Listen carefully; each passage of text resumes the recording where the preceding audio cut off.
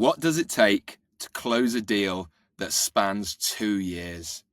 Well, in this episode, Joseph Dressler from Adform reveals how building authentic relationships, maintaining calm optimism during long sales cycles, and critically focusing on customer pain points eventually led to closing a major enterprise deal. You're going to learn tactical approaches to managing momentum when deals stretch beyond your forecast. Cue the intro. I think I probably might know where this one's going to go, Joseph, actually, but normally I like to always ask about, from our guests, what the deal did for you.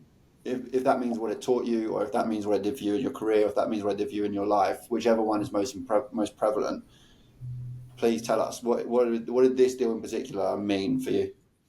Sure. I think there's two parts to always say. I mean, God, as a professional seller, you want to believe that every deal is teaching you something.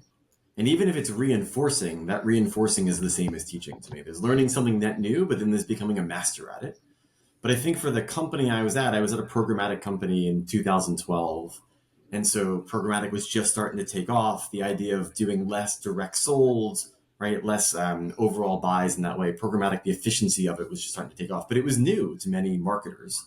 And so what it did for our company, though, is it put us on a map as far as what our unique selling proposition was, anchoring ourselves with a major financial institution. It allowed us to understand ICPs a little bit more, but also something you and I have kind of prepped for is the idea of how long deals like this could take when you're not a top 3 or 4 player, right? This did not happen overnight. It was not quick and smooth. It was the antithesis of all those things. It took steady understanding of education and really finding the right decision makers and influencers throughout the company.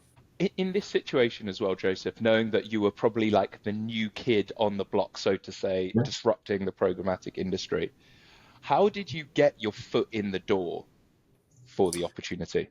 Sure. So a little bit of luck and a little bit of persistence, of course, pays off. We had done some research on companies we thought could be opportunistic. So what were companies going through that we knew if we could help them fix, we can showcase our superpower to help fix them that problem, we'd be good. So financial services carried on because a lot of financial services companies at the time were very invested in, we're going to call it 3 to 4 properties. A majority of the digital spend went to 3 or 4 properties. And some of the overall trends we were starting to see, both from earnings reports, digital marketing reports, media posts, ad exchanger, things like that, was that market share was not growing the way those companies would have expected it to. Right? And the client I'll talk about today was a very specific case in that. And so what I ended up doing was I ended up going to a conference because it was an important conference to us. But one of the reasons I went to the conference was I knew the CMO was speaking from this client that we ended up working with. And I also knew whenever a CMO speaks, there's a whole group of people that are following that CMO.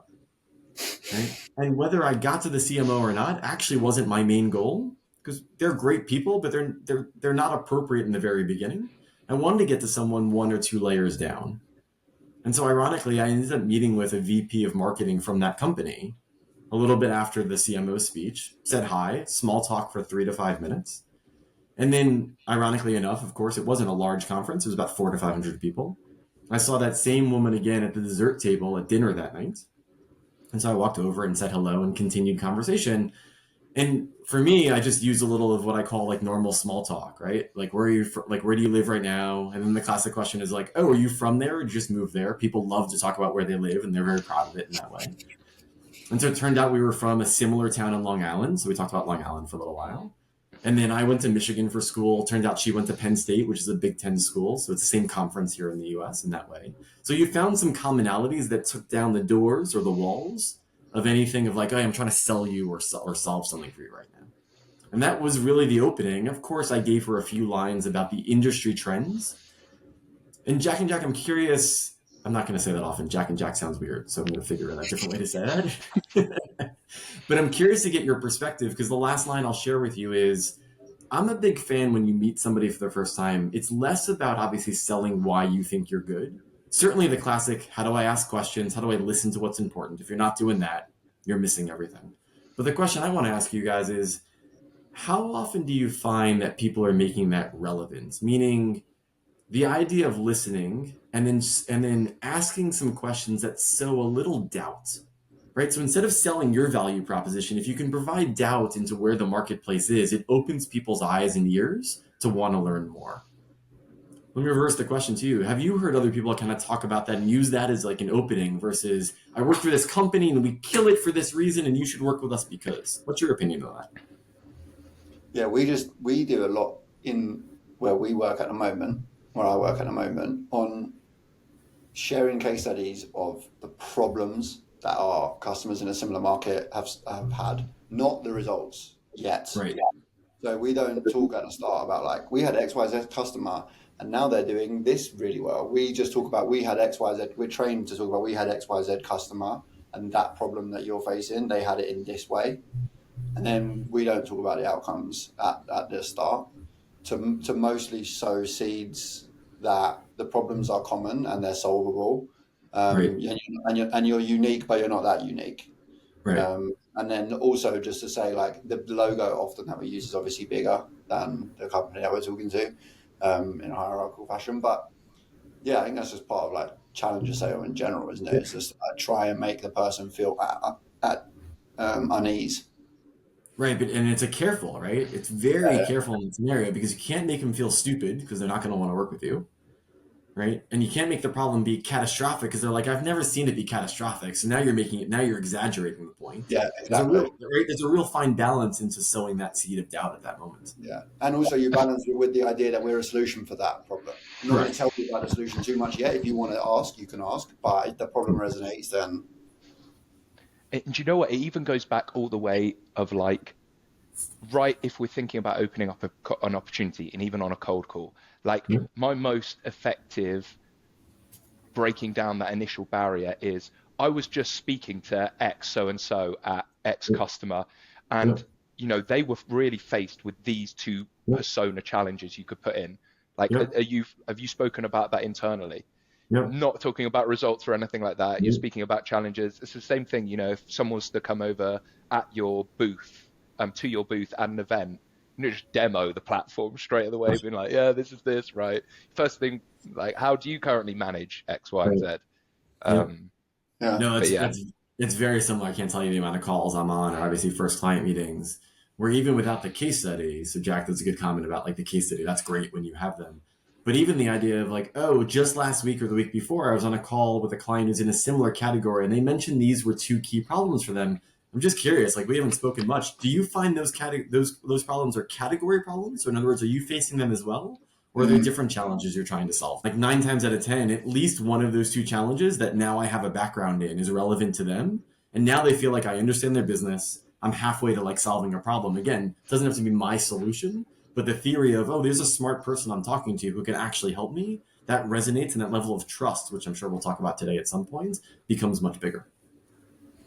And that kind of leads me to my next question about how important do you think it is to, especially for sort of like compound growth in your career, how important do you think it is to stay with a buying group or a buying persona throughout your career? So for example, let's say you move from Marketo to 6 Sense, or do you know what I mean? You sell into the same persona over and over, or do you think it's more relevant to stay with technology, or do you think it's more relevant to stay with geography?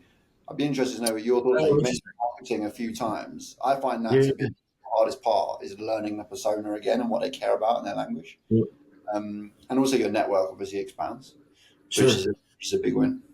It's funny because when you asked the question, I wasn't sure if you were going to go with like my personal style, which obviously is one side of the question, or the area that you ended up going to, which is like, who do you end up talking to? So let's try to address both because I think both actually are really interesting in different dynamics.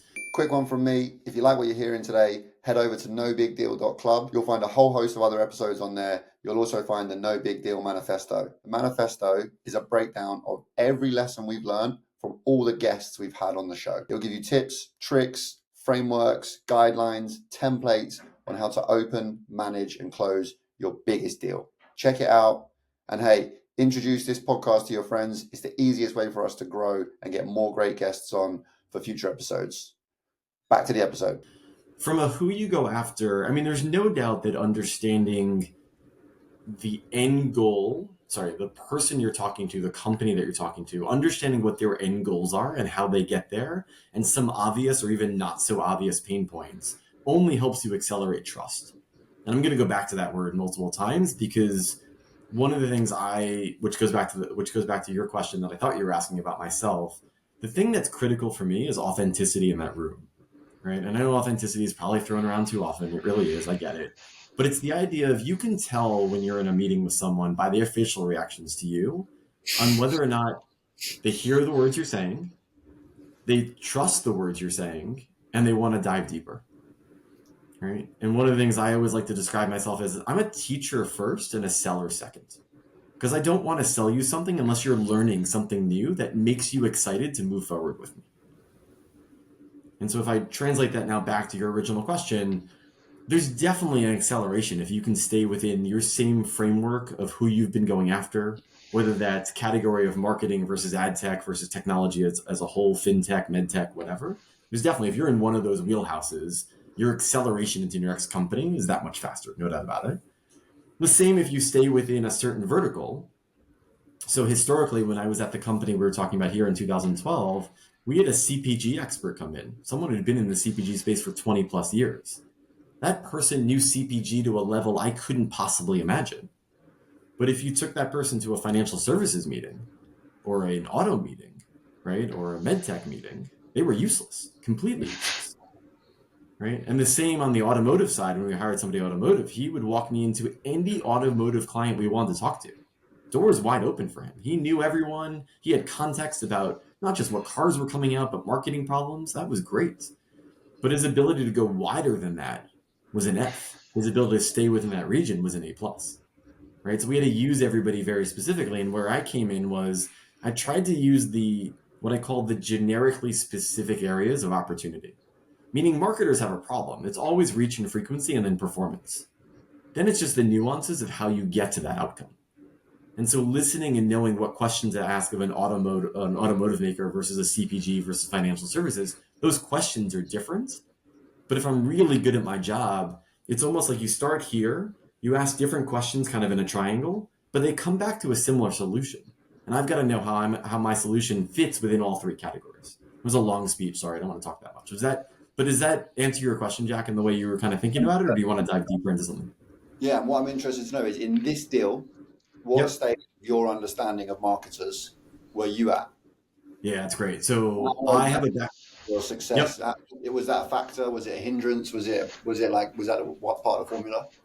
Yeah, I think I was lucky in this scenario because it was two of my sweet spots put together. I had worked in the financial services space for 12 years already. I have a personal passion for the markets and investing, so I knew all about the companies that were there and what their products were and how they worked and mortgage rates and all that kind of fun stuff. So I knew all those things. So that allowed me to have authenticity of knowledge about the person I was talking to.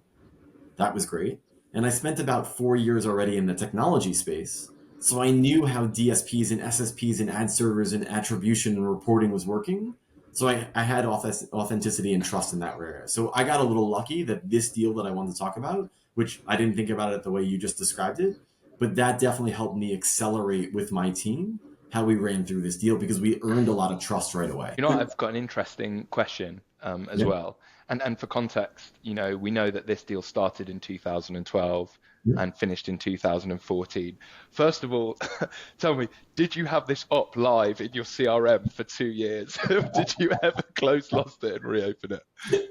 That is, for every seller who's listening to this or wants to listen to this, that could be the most important question you ask, by the way. There might not be a better question than that, because we all wrestle with that every single day.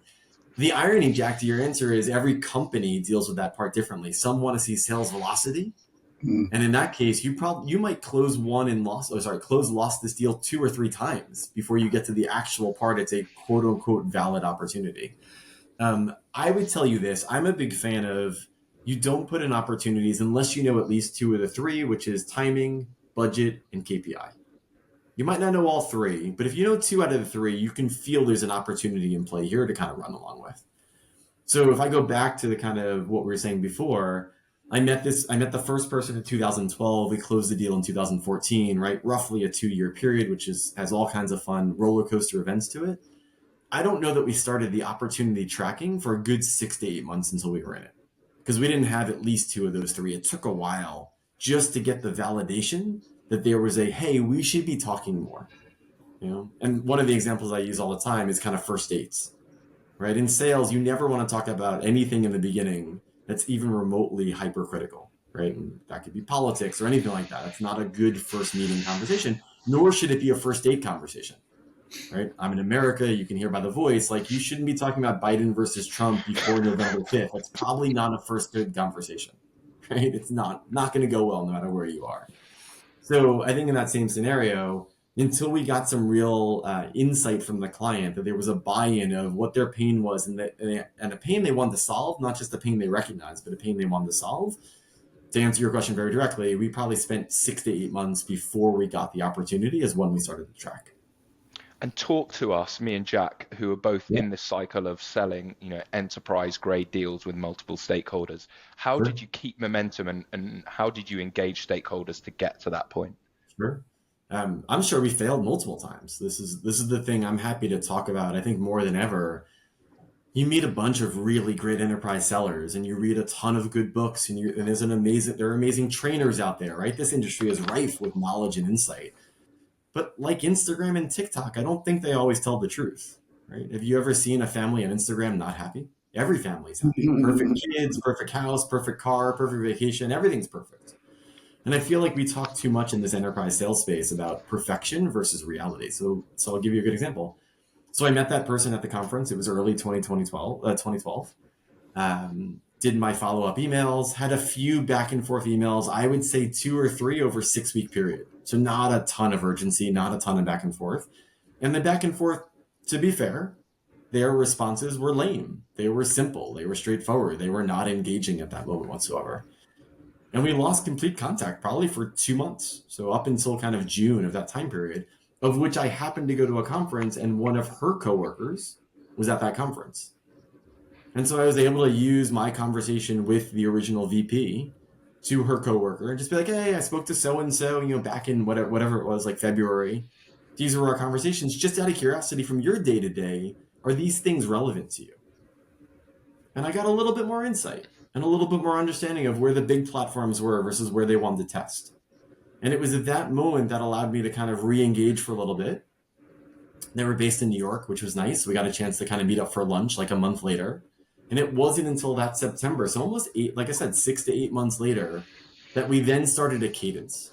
So to your direct question, it was, quick peak of the first conference, some low level touch points that definitely did not go anywhere, silence for a little while, a conference to meet some of her other coworkers, summertime, so a little up, little down, little up, little down. And then it was that September of 2012 that really started to pick up. And in that period where you're in the middle, which is where, I don't know if you agree with this, actually. Someone else said it, actually. I don't remember. Jack Bryan said it. There's like, you're 3 different types of people in the deal. At the start, you're super enthusiastic and you have to show that you're like easy to engage with and you think that this idea is really great and we should talk to each other and we should definitely explore this. And I really think we can solve. We don't say it this like generically, but you get the gist. You get it with your eyes. And then you get to the point where you're like into the second stage where actually you want to try and start qualifying them out and you want to let them know that, I'm actually kind of busy with other stuff. And if you're not right for this, then actually I'm not going to invest resource, time, energy, company dollars into it. And then once you realize it's qualified actually, and you get, what you've mentioned, timing, budget, KPI, you get 2 or 3 of those, you go back to the first one again. You have to be super enthusiastic. We can help you with that KPI. We can meet that timeline. And all of a sudden you have to do, but the thing is, if you've got 4 deals going at the same time, you might be 2 or 3 different people with different energies 5 different times of the day. So very long-winded way of saying that middle section, which is for a long period of time, how long are you trying, I think qualifying out is the wrong way to describe it, but certainly much stricter with your gets, your back and forth is a little bit more stern. You're like, well, I'm only going to do this if we can do this. I need this commitment from you. Can you talk us through that? Yeah, and what I like about your question is I would move, like I think about a bell curve or a multiple bell curve in the scenario that you kind of talk through. And I'd move, for me personally, I would move the chart a little bit, meaning there's unbridled enthusiasm in the very beginning. Oh my God, I met the VP who's connected to the CMO and I know there's pain and we're going to crush this. It's going to be amazing. For me, that lasts about a day and a half. Then I go back to, right? And then I go back to calm optimism is what I call it. And calm optimism to me is there's a story here that makes sense. We've got to build the narrative over time. I'd be shocked if they get back to us right away and prioritize our solutions to what they're doing, right? Because I came out of nowhere. They weren't actively looking for this. And that's like the downside of the bell curve for a little while. And I think there, Jack, what's so important, this is what I try to teach my sales team all the time, is it's almost like drip marketing. There's nothing wrong with spending 1% of your week, 5% of your week on the 10 clients that you're just trying to be in their knowledge space for. Whether it's an email, a LinkedIn post, a note, conference is a little bit special because you might know where they are and you can spend a little bit more time. Because you never know which part of the drip is going to hit them appropriately, right? If you send them 10 emails, do they read all 10? Maybe not. Do they read 2? Was there something in the second one that got them to be like, I just spoke to my boss and he explained the pain, or he highlighted pain we're trying to solve, and your email actually solves my pain even though you don't know that, right? So I go from unbridled enthusiasm to calm optimism for a little while. And then I think the real fun part, like you said, is when you get them back, not only does your enthusiasm go back up, but the rationality has to be at its peak. Yeah. When I mean rationality, it goes back to the point you were saying before. How do we control not our enthusiasm? We can be enthusiastic about something, but how do we control the time value, not only for ourselves, but now we're bringing in the team. And once I use resources internally, I have to be much more responsible than I am versus my own time. Yeah, that rationality is a much better word for it, because it's all of a sudden you have to be rational to them as well. You're like, right. Yeah, I can do that for you. And actually, I would love to do that for you because I would love for this to happen. However, yep. Right. Little give gets in that scenario, right? Is kind of what happens. I'll do this if you do that, but you say it in a nicer manner, like, oh my God, I'd love to bring in my sales engineer, but do me a favor. Like we do this all the time, even today with demos. Happy to get my sales engineer. They do a phenomenal job. They'll answer your technical questions, but I really need a use case. Like, what are you trying to learn, and where will this get you afterwards? Because that's when the sales engineer is going to do their best work. So until you can share that with me, if it's okay with you, I'm going to pause on getting the sales engineer involved. Oh my God, that makes a ton of sense. We'd love to answer A, B, and C. Right? Yeah, I love it. What do you guys see in that same scenario? Like, how do you go through the qualification? Or like you said, what's your example of excitement, calmness, excitement, and then like controlling resources? For me, as soon as I get a request from the customer for something, I'm like, yes, the game started. I'm like, okay, now we're trading. So I'm like, yeah, of course, you want to see something from me. Like I was helping one of the reps in our team earlier. She was like, the demo, the presentation went brilliantly. They've asked for pricing. I was like, do not give them pricing. I was like, not because I want you to hide pricing from them, it's because they've asked something for you. You now get to ask for something back, which is the first time that's happened for her in this deal. She was like, oh my God, I didn't even think about it like that. I'm like, yeah, for your whole career, you've just been giving people stuff. And that's only getting you so far. So I was like, now you get the opportunity to be like, yeah, okay, cool, I'll give you pricing, but on the basis that I get to present it to you and your so-and-so and so-and-so in a meeting room for an hour, and we can talk through different options and so on. She was like, well, I don't know what we do for a whole hour. I'm like, well, it's your chance. Like now you get the opportunity to have an hour with them. It's a smokescreen. Pricing is not really what the call is about. Pricing is the call is about what you want it to be. So as soon as that thing happens, I'm like, yes, now the game has begun, basically. Yeah. The thing with longer deal cycles is that goes on for ages, and you can make a request. Can you let me know what this is so I can get that for you?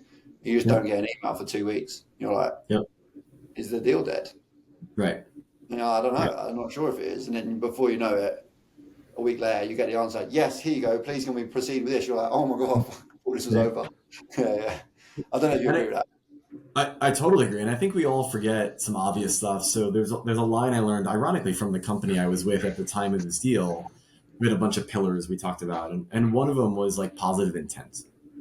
And to be fair, 13, 14 years ago, whatever it was at this point, 13 years ago, that line meant less to me than I realized. But it's something I've used kind of for the last like 13 years in my personal life, very much in my personal life, and also in my professional career, which is most people don't mean to be assholes to you. There are some, don't get me wrong, there are a few, but for the majority, most. And if you think about the bell curve, like we talked about before, let's put the bad people on the very left. They're the bottom like 10 or 15% at most. And you've got some amazing people on the right-hand side of the 10 or 15%. They're getting back to you all the time. They're giving you more information you could ever imagine. Like they're perfect people in that way. And some of those guys exist, guys and girls exist. But the middle, which is most of the people we work with, have everyday lives. They have families, they have kids, they have bosses who annoy them, they have expectations, they have projects. And so any one of those things could come up that makes my email or their to-do list go, oh, there's something on top of Joseph at this moment. Oh, there's something else on top of Joseph. And so, Jack, your point of like, it was a week or 2 weeks, and all of a sudden I got the exact email I wanted, which made me incredibly excited. That stuff happens constantly, not because that person meant to be bad to you or delay you or put you on the side, just life happens. And so there's that balance of like, how do we show urgency, but also not be like, it's me, I'm the most important person, you must talk to me right now. There's got to be examples you guys have thought about like that as well, right? I mean, it happens all the time. I'm in it now. Right now on this call? Yeah. Or just even like, I'm in situations where in opportunities, it will be tracking so well, we get to this crux point, and I'm in a situation where it's actually all on the customer to do something. Yep. And I actually don't have control on that. Like Yep. they need to go in, put some like big proposal together to go and sell it like internally. I can support them as much as possible, but like they've got to do the work. Like I can't just do it for them. Yep. But it's all about like drip feeding them. We're at this conference, you should come to this, like calling them, hey, we've released this feature, which I think could be really useful for this use case that we talked about in your whatever. Yep. I forgot the name of the book. I can't believe it's blanking my head right now. It's one word, but it's like Ricochet. And what you're describing there is like everyone's bought in, we're gaining momentum. But as soon as the reality of the deal, meaning, wait, if I go along with this, even though we've gone through all the process of validation, but the realization that if I do this, I'm now on the hook for the risk of what's going to happen. Yeah. Right? And Jolt, Jolt, J-O-L-T. That's what it's called. Yeah, Jolt. We're big on that avocado, like really big on Jolt effect. Yeah, because you jump back at that moment, you're like, oh my God, I just realized what I'm signing myself up for. Is this correct? And that speaks to exactly, Jack, the scenario you just talked about. Right? Human behavior is unbelievable that way. I just got that email yesterday. The guy was like, here's the MSA back. We've accepted your final red line. It's clean. Please send this to your legal team. I'm like, yes. And at the bottom of the email it said, just to keep you updated, this project's now been put on hold. I was like, I'm not laughing at you, of course. I'm not laughing at you. That's fine. I was like, what? That's not how the email normally goes. It's normally, you don't send me the agreed thing and then pull out. What the? Am I reading this properly? And anyway, so yeah, he jolted back basically. Yeah. So I've just taken notes about what you're talking about drip feeding. Then it's like, well, that's what I wanted to ask you as well. I felt like I lost the deal yesterday, and then I woke up this morning. I went to the gym. I was walking back. I was like, this deal's not lost. This is just the beginning. So tell us, in this instance of your deal, did that happen? Did you lose a deal? And if so, how many times did you lose a deal? Or did you feel the deal was dead enough times, especially towards the end? Yeah, we had a harder time gaining momentum to get the initial buy-in that what they said their problem was they felt in a meaningful enough manner to try to solve, right? Because I think the hard part in my industry, and I don't know about others all the time, I feel like if you sell software, I'm using this as an example, software has, again, super simple language here, 2 or 3 main competitors for a very specific problem. Right. So one, the marketplace isn't that big as far as you're not up against, you know who you're up against, you kind of know their value props. One's the leader, most expensive. One's the cheapest, right, and the newest player. And the guy in the middle is probably playing both, right? It's kind of how it comes together in super simple terms. And so in my space, it's highly more competitive because you can put advertising in thousands of places and see similar results. I'll use quotes very carefully there, right? Similar results. And so, like buying IBM computers in the 80s, no one ever got fired for buying any of the big players in the marketplace back then or today. So whether it was Yahoo, AOL, or Google back then, Facebook, remember, was still tiny and growing. Obviously, it was just starting to grow at that point.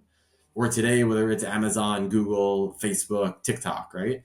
No one's ever going to get fired for bringing those things to market. So for me, it was probably 12 to 14 months until we got enough momentum where we knew of the CMO, we had met the VP twice, we had met her team multiple times, and we understood enough that, okay, you're really now ready to solve this problem. And so I wouldn't say we ever lost the deal afterwards. Like it never got to the scenario, Jack, that you just described that was like, oh, we're great, but we're not. Yeah. Right? It never got that bad, thankfully. Cheers. we definitely had we definitely had some delays, right? We definitely had the client say multiple times, "This is amazing. The next meeting has to be with this team, and they're working on a project, and they won't be done with that project for a month or two." But then at least we had a clear we set up the meeting at that point for 6 weeks out. So at least we had a deliverable to go after. Is that fair? Does that kind of make sense? Yeah, that's a really smart, like checkpoints along the way. Right. So To I'm okay. less like delays. Right. And I think what I'm saying, which you kind of iterated before, enterprise deals take a while, right? And look, the better we are, of course, the faster we can close them. But there's so many levers that need to be pulled to close them in a timely manner. And you don't, as much as we want to believe we do, and I'm sure there's some coach out there who's going to listen to this podcast and be like, that Joe Dressler guy is wrong. You have full control at all the time. I don't think that's real. I have a 14-year-old daughter. I can do everything properly I'm supposed to as a parent according to every right book. She still won't act the way I want her to. That's how life is, right? It's just how life is. So for me, as long as I can validate that the next step is meaningful in their cycle and in my cycle, so to your point, Jack, before, does it lead to the progress I'm looking for? Am I getting something from it? Then fine. If the next meeting is in 6 weeks from now, it's in 6 weeks from now. Let's get it on the books, right? That's such a good point. That makes the delay feel more like a just the reality of the length of the timeline of the deal. Right. It's tangible, at least at that point. And if someone wants to ask me, if my president or CEO, right, or the board wants to ask, hey, what's going on with XYZ deal? I have no problem saying, look, here's who we've met with. Here's what we understood their pain to be. Their urgency isn't high, which is fine. We're still working through that. But the next barrier to winning this is meeting with ABC team. And we have that meeting scheduled for 6 weeks from now. Right? Was there anything, Joe, particularly in this deal, like me and Jack are big proponents of MedPick, and I presume you might use it at Adform as well. Yeah. We call it Medic in the US. It's funny you have the extra letters. Yeah. We added a few more letters into there to make it more fun. Probably didn't have that back when you were selling this deal, but was there any one of those specifically that really helped drive urgency that you flexed, be that quite a strong internal champion or maybe really implicated pain? And if so, how did you do that? I think that for me, the pain was the most important part by far, because that was the only thing that was going to drive it was going to drive urgency. And it was also going to drive economic buyer and influencer at the same time. So, and I'll walk you through that for a second. So if you guys remember in the beginning, we talked a little bit about they were too concentrated in 3 or 4 properties. They were seeing an overall market decline, and they were looking to better control reach and frequency. I.e., like, how do they reach more people? Because they knew their offer was good. They have a wide reaching audience. They just needed to reach more people with their marketing dollars. And so what I spent months doing was building out not just use cases from other clients, to Jack Fox's comment before or earlier in this conversation, but I built out scenarios, calculators to show them what the missed opportunity is today. So if you only cut off 5 or 10% from your current partners, you're not going to cut off the big 3 entirely. Of course you're not going to, right? But if you cut off 10% from them, just start with something small, and we can control an incremental reach that we're going after. So now it's a net new audience. And you get similar results to what you've seen so far. Not only would you have 100,000 net new customers, but every customer is worth $480 to you, right? That's $48 billion right there that just happened. Or $48 million. Billion would be ridiculous, right? That's $48 million right there. And so that became really important to kind of work through the pain of what they were missing. And then we led that to the analytics team by giving them insights about data they weren't getting from some of the other properties to show them, look, as you measure attribution, what if I gave you this level of log level data? You can analyze reach and frequency across all of your media planning to better forecast where to spend those dollars. So that was how we really drove pain, was the opportunity of what they were missing. And then the analytics they couldn't do today because of the lack of data. Was there anyone that you ever on a call in showing this that was like, fuck? The answer, of course, is yes. Never in a group. That's human behavior. Never in a group. And that's something we deal with all the time here. My current company solves a pretty similar situation in some ways. And the thing that we struggle with is I have never, in my 25-year career, I've never had an easier intellectual sell than where I work right now. 5 or 7 minutes, I can get you guys to fully understand the value proposition of what you're missing today and what we can solve. And Jax, I have never had a harder time emotionally getting people to make a change because they are so easily constrained with what works for what is perceived to work today. And the thought of change, the thought of disruption to their current process is so painful. Even though it's not a software rip out, you can do small tests. This isn't a new CRM system or an Outlook or an email system, right? Or an ERP or anything like that takes years of implementation. This is a 1 month, we'll do all the work for you, you get to see all the analysis and then make a decision test. The pain should be far less, but it's still the idea of change is so hard for people because they're so used to the status quo. So not in that deal necessarily, although I would tell you, I think there's 2 people who did. I think the VP at one point was like, I knew we had a problem. I didn't realize how big it was. And then the analytics people who built all their reporting around what they currently could access, which was limited, and now getting access to much more data was like, oh, first of all, I'm glad to see this, but boy, is my workload going to get that much bigger. We couldn't be in a more similar position. The product that I sell at the moment, from an intellectual perspective, people look at it and they go, yeah, that makes total sense. That's exactly what I have. That's exactly what the problem we have. Our marketers have it. Our DPOs, everybody here has that problem. And we're like, yeah, okay, cool, do you want to introduce it? And they all come on and say, oh my God, this is amazing. And they get there and they're like, yeah, it's a bit of work though. I don't know if I'm going to change what I'm doing. And I'm like, fuck, okay, well, how do I measure? I don't know how to measure it. Yeah, I had that exact same problem at the moment. And it's just, it's a head scratcher. You're like, one day you're going to get past tipping point and people are just going to go, oh, they've got it, I'm doing it. I don't know whether to rely on like selling to the next door neighbor or whatever it is. One day everybody's going to go, okay, I have to do that now because of the cost of inaction is so high, because of the competitive areas, the differentiated offering or whatever. Love it.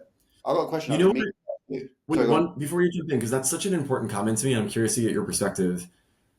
The thing I'm learning about that is I like to consider myself an incredibly logical person. Most of the people in my life would say that. Very few wouldn't. We'll leave them to the side just for a second. And so what I've tried to do in those situations, to the one you just brought up, is think about, all right, it's too much work for you. Great. What if we did 100% of the work, right? Oh, the test, the rates you're charging me for the test are a little too high. Great. We could, like, all those things are adjustable. And I feel like we have all those boxes checked. And what I've realized is people don't make that decision based off the logical excuse they're giving you. It's entirely emotional on that level. And if you found any way that is clearly not a logical checkbox to get people emotionally over the hurdle to be like, cool, now I can believe, trust, or feel safe in doing this, because that's kind of what it comes down to. My answer is no. However, from my pattern recognition at the moment for the deals that we have, the customers that we have onboarded, is you normally have 1 or 2 people who intellectually get it and are emotionally invested from day one, and their emotion never dies. They're like, well, yeah, we're doing it, it's obvious, I love it. And then they get all the way to the end and they're like, when can I start? And they bring a few people with them. So my tactic is just focus on that person and try and help them build a bit of groundswell around them and work out who's going to come with them. And I recognize we'll lose 20% of people along the way who go, I checked out, emotionally, I'm not into it anymore. But I just find the person who's most engaged, basically, and I rely on their emotion when I'm not in the room. I haven't worked out a way to get other people emotional about it. Have you? Yeah. No, that's why I'm asking the question. First of all, I like your answer a lot, and I'm going to flip the podcast one more time, and I love asking you guys questions. This is now fun for me. I love it. It's great. Yeah. So in that scenario, look, I live in New York, right? Not most. A fair amount of clients for a long period of time in marketing were in New York, right? All the major agencies were here. All the financial services were here. There was a lot of D2Cs here. You could have a lot of in-person meetings prior to COVID in 2020, right? And build that reputation and the person you found who's emotionally invested, you immediately take them to lunch and you get to know them better, right? You don't talk about work too much, but you get to know them. That builds trust. They talk to you more. And then that relationship, just like normal dating to marriage, right, gets better and better and better until you're like, hey, I want to pop the question. How are you handling that nowadays, at least in America? The face-to-face meetings are so much harder than they used to be, which means building that trust and that insight and that, hey, we're good people, we should do this together. What's your perspective on that? Do you know what's interesting about that? And I'll do this before Jack.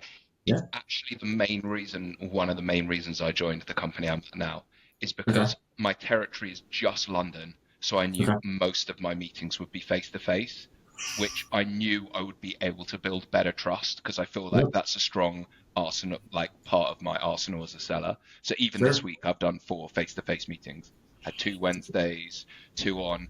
And do you know what I was actually going to think on the other point of view? I'm also in this really lucky position because my territory is just London.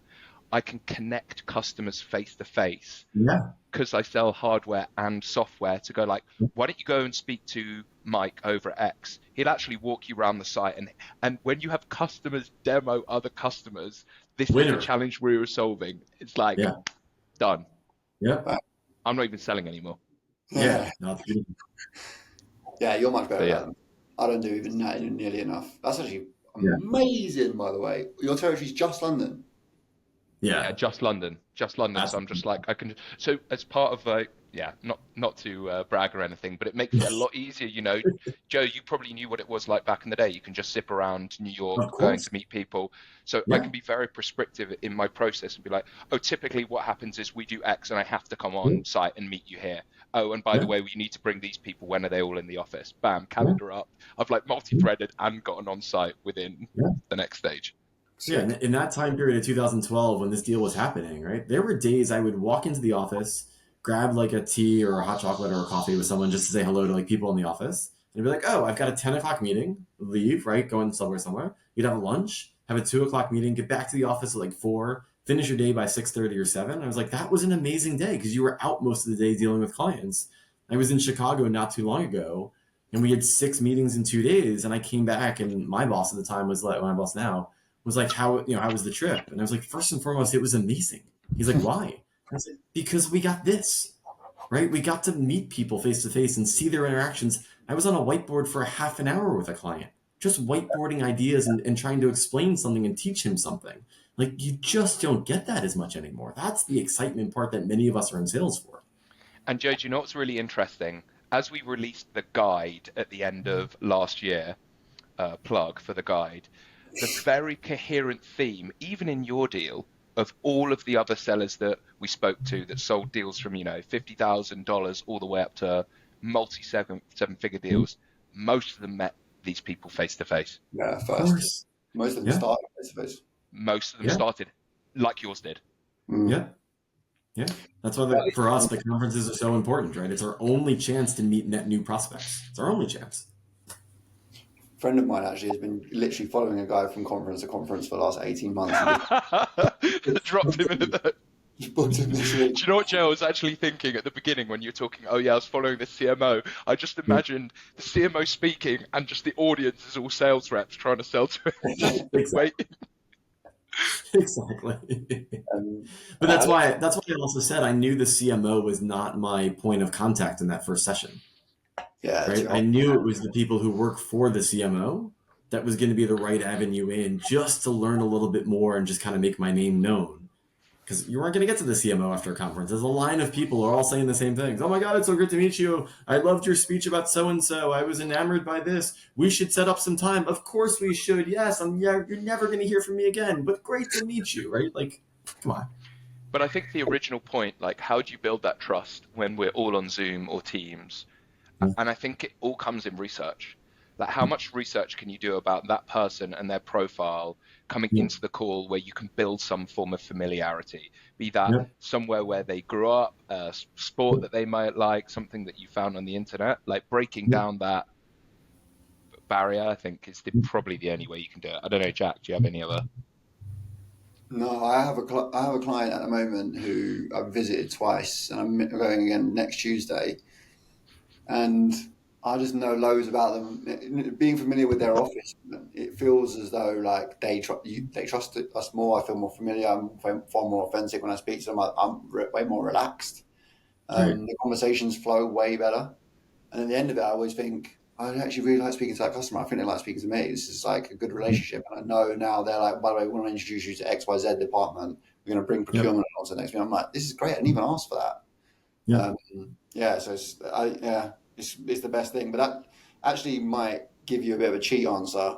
You're not allowed to say in-person meetings to this next question. Oh, man. Come on. What do you think will be the same in 10 years' time in big deal sales in comparison to today? I think this, to the point about, let me talk through a few things, and you guys can pick and riff off anyone you want to. I think the first one is the fundamentals of how deals are done. I don't know changes in 10 years. I don't know that it was different back then. It probably just, like, if I go back to the 80s selling like IBM hardware, right, or something like that, it was a 2-3 year cycle. I don't think it was different. It just wasn't documented the same way because there were way more martini lunches and friendly golf outings and things like that. But at the end of the day, the process was probably pretty similar if you went back and asked people those questions. You had to uncover pain. There was an economic buyer. There was an influencer. There was a decision maker, right? All those people still existed. I don't think that snap of the fingers happened in the 90s when this industry became more like well-known. Coaching of sales and enterprise sales like started to grow. So I think that process, I think the overall process, I think stays, again, identical is probably too strong a term, but pretty similar. I could see, to Jack's point before, I could see our ability to understand our clients get sped up using AI, right? So I'd love to be able to go to ChatGPT right now and say, tell me everything I need to know. Here, I'm going to a meeting with Jack Fox. He's the VP of this company. I'm trying to sell the following. Tell me everything from his personal and professional life I need to know to make that meeting go well. Right? And it'd be great. It's like, oh, Jack spoke at these 3 conferences. The topic was the following. He has 3 kids. He lives over here. He went to this college. He failed this class. Like whatever may be available, but all those little nuances are interesting. And like for me personally, I got divorced about 7-8 years ago. And I talk about it openly. One, because I don't think it's a topic that you shouldn't talk about. I think it's fine. But it's amazing how many people I will meet. And I'll bring that up first. And I don't, obviously, there's no way for me to know if somebody's divorced or not divorced. And I shouldn't say there's no way. There's probably no fair way for me to know that. I'm sure if I wanted to, I can find out. But it's amazing how many times I bring that up. And either like their parents were divorced, they're going through a divorce, they are divorced. Like it's easily 40-50% of the time. And so that's a good way I've learned as far as like, what are topics I can discuss that are simple but open? That probably give me a 50-50 chance to get a reaction from them. And relate. Right. Be very relatable and not on a work level first. Build that, oh, I'm a real person with a real background. Do you know why I asked that? Because I think I agree. I think it's like the relatability of like people. And I think that sales is changing, especially because of Zoom and especially because of AI. But I think like the relatability that you can't fake is the thing. Like I notice people are, I'm using this research model for getting customer information so I can understand exactly how to create my hypothesis. I'm like, and you know the person who you say that to knows exactly that it came from AI. Oh yeah. The only thing you can't fake is how well you know what they're doing and how well you can relate. Like relatability. Correct. Yeah. That reminds me in that sense of like, oh, sorry, go ahead, Jack. Yeah, no, I was gonna just say it's almost like with social media, like people like the authenticity of people just doing like random posts, not like super clean cut, amazingly edited. It's just like bam on the fly. But go on. And that goes back to the point before about Instagram, right? Have you ever seen anyone on Instagram not have a perfect house or wife or family or daughter or whatever? Everything's perfect, right? Oh, this is the best 16-year-old birthday, wedding, whatever the case may be. It doesn't provide the level of, again, authenticity or trust. And it Jack Fox, what you just said reminds me of like, look, if AI can give me the data faster, cleaner, and more effectively, but I don't use that to write I don't have it write an email for me because it reads poorly. But when I meet you for the first time, and now I know in my head the 5 things I want to kind of dive into, because it's been easier to digest that versus trying to be like, all right, he mentioned he was on this conference 4 years ago. How can I go back to the conference homepage and figure out what his topic was? And who went to that to try to figure out what he said? Like that stuff's really hard to do. So if AI can help in that scenario, but then it has to be, I use that data to talk to you like a human, not like a chatbot. That stuff's critical. Absolutely critical. We're AI proof. I firmly believe that sales is AI proof. I do. Yeah. Not the transactional part though. That part I think goes away pretty well. Cleaned up. And sorry to everybody who does transactional sales, but that's going to get cleaned up. That and I've got a whole host of ideas about things that are going to get cleaned up. Different podcast. Yeah. We're almost at 50 minutes now, and I've absolutely loved the conversation. I feel like we've just veered all over the place. And thanks for directing it back to me and Jack. but we normally like to end the podcast with a couple of questions. The first Go of for it. which is, what is your favorite sales memory? My favorite sales memory. So there's always two that come to mind. There's one that's a relationship side, and there's the one that's really my favorite sales memory. Look, my favorite memory was just an experience I had with a client that I've gotten to know over 3 or 4 years, and we really became true friends, not industry friends, not like work friends, but like legitimately families got together and we just spent the weekend together, our families. And I remember looking back one night, like sharing a drink with him. We were out at a ski lodge, like, so we went skiing. We're all sitting by, like, making s'mores at night with our kids. And I just remember looking around and looking at him, like, I cannot believe how far this has come.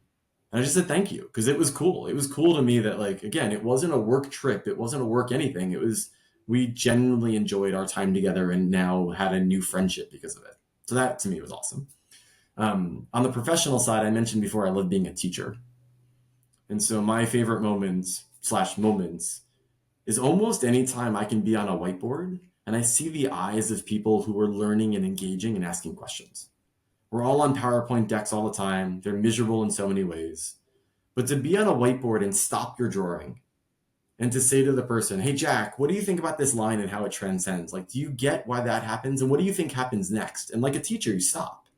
And you have them engage in the education. Jack, like you said before, when you have a client bring another prospect to their area to talk about your product, you're done, right? You've won.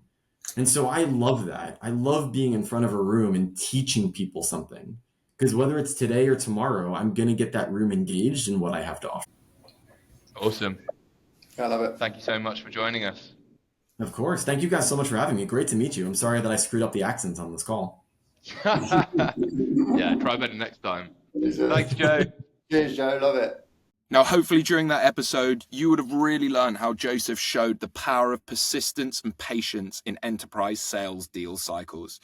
From meeting stakeholders at conferences to becoming their trusted advisor by uncovering real business impact, his approach proves that building champion relationships over time creates unstoppable momentum to help you get the deal over the line. Remember, sometimes deals don't move at your pace, but setting clear checkpoints transforms delays into natural progression steps. Thanks for listening to No Big Deal, and you'll hear from us again soon.